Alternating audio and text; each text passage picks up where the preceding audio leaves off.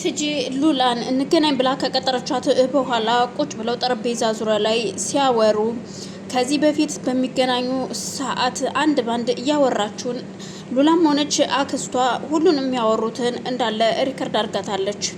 እናም ከዚህ በኋላ ከኔ ጋር አፈነግጣለሁ ብትይ ታውቂያለሽ፣ እስር ቤት ነው የምትገቢው።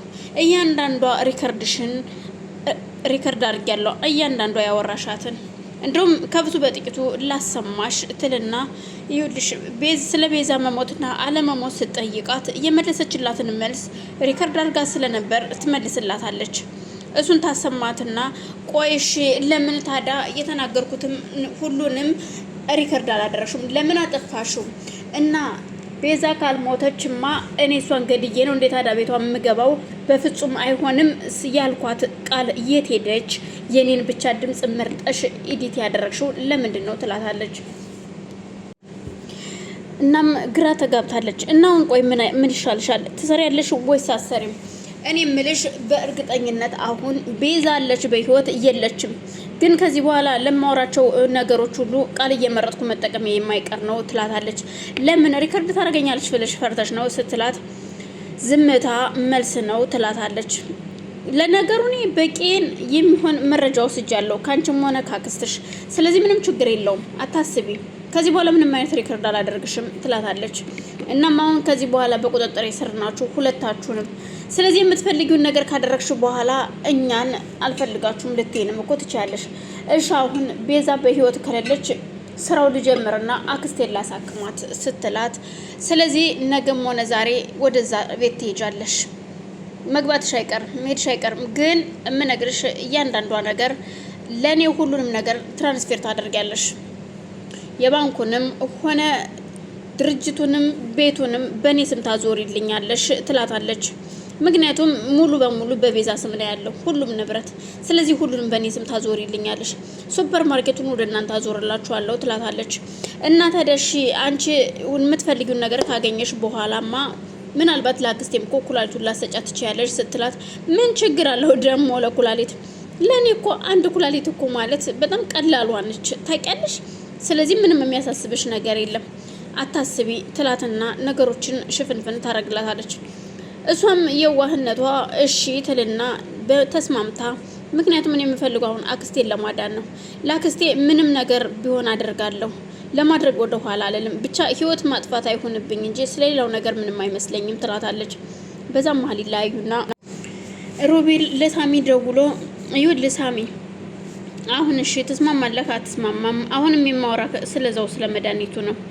እና እሱን መድኃኒት አውጣና ለቤዛ ትሰጣታለህ ይለዋል። ሳሚ በጣም እየከበደውም ቢሆን እባክህ ዶክተር እባክህ ተወን፣ እባክህ ሮቤል ሌላም በምትፈልገው ነገር ላደርግልህ እችላለሁ፣ ግን በቃ በእነዚህ ሁለት ሰዎች ግን አትምጣብኝ እባክህን ይለዋል። ፍቅረኛው እዛው ከሮቤል አጠገብ ቁጭ ብላለች። ወንበር ላይ ታስራለች። እጇም እግሯም ታስሯል። አፏም በፕላስተር ታሽጓል። ማውራትም አትችልም። ስለዚህ በቃሽ አሁን አውሪው፣ የሚሆነው ሁሉንም ነገር ንገሪው ለሳሚ ይላታል።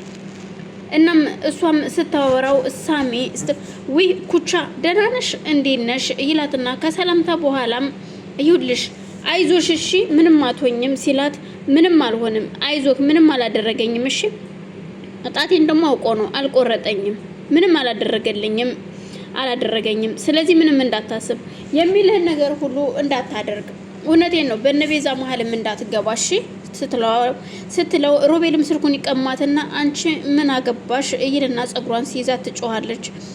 ከዛም መልሰሽ እንቻ አውሪው ይላትና ደግማ ስታወራው ይኸውልህ ምንም ነገር እንዳታረጋ አሁንም ደግሜ የምነግርህ ምንም አያደርገኝም እኔን ዝም ብሎ ነው ስትለው አይዞሽ እሺ ኩቻ እኔ ደርስልሻለሁ እሺ እኔ ወድ አይዞሽ ይላትና ይኸውልህ ስማኝ አንተ ይልና ስልኩን ከተቀብሎ ሮቤልም ለሳሚ አዳምጠኝ ልንገርህ፣ ለነገሩ ጣቷን በቀደም ቆርጫል ነበር የላኩልህ ልክ እንዳንተ አንድ የተንቀሸቀሸ ነበርና የፍቅረኛውን እኔው ይዣት ነበርና ሰውነቷን አካሏን አንድ ባንድ እየቆረጥኩኝ ነበረ እንደ ስጦታ እያሸኩኝ እየላኩ የሰጠሁት እና የሷ ጣት ባጋጣሚ ሆኖ ደግሞ አንዷ ጣቷ ቀርታ ነበርና እሷን ነው ላንተ የላኩልህ ይለዋል። ሳሚን በጣም ይናደድና አንተ ግን ቆይ ምን አይነት የተረገምክ ሰው ነህ? እንዴት እንደዚህ ታደርጋለህ በሰው ላይ? አንተ ቆይ ማነህ? ምንድነህ ግን ቆይ ይለዋል። ማንነቴን ደግሞ እኔም እያንተን ፍቅረኛ ልክ እንደሷ ቆራርጬ አለያ ደግሞ እንደ ቅንጅርቲ አድርጌ ሬሳ ልክልሃለሁ ይለዋል። እባክህን ሮቤል እንደዚህ አታድርግ እባክህ ስለፈጠረህ። መች እሷን ብቻ በዙሪያ ያሉትን ሰዎች ሁሉ ጨርሼ ብቻህን እያወራህ እንድትሄድ ካላደረኩህ እኔ ሮቤል አይደለሁም። ምክንያቱም ቤዛን ማስወገድ ካልቻልክ ወይም ሱራፌልን ምርጫ ሰጥቻለሁ። አሁን ግን ሱራፌልን ማስወገድ አልፈልግም፣ የምፈልገው ቤዛን ነው ይለዋል። ትጅም እዚህ ጋር የቤዛን ንብረት እየፈለገች እየተመኘችም ቢሆን ያው እየደረሰች ነው በር ላይ። እናም በአጋጣሚ እነሱ ሱራፌልና ቤዛ እነ ሳሚ ቤት ሄደው ስለነበር ሲሄዱ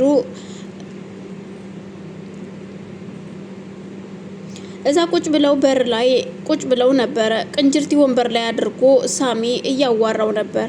ምን አለበት እንዲህ ያደረገኝ እንኳን ብለህ ብትነግረኝ የምትናገርበት አፍህን በፈታልህ ይለዋል። ሱራፌል በድንገት ሲሄዱ እዛ ቁጭ ማለቱ እንደዛ በመሆኑ በጣም ተደናግጣለች ቤዛ። ሱራፌል ግን ምንም አልመሰለውም። ምክንያቱም ሱራፌል ከሮቤል ጋር ስለሚሰራ ሁሉንም ነገር ያውቃል። ስለዚህ ወደኛ ቤት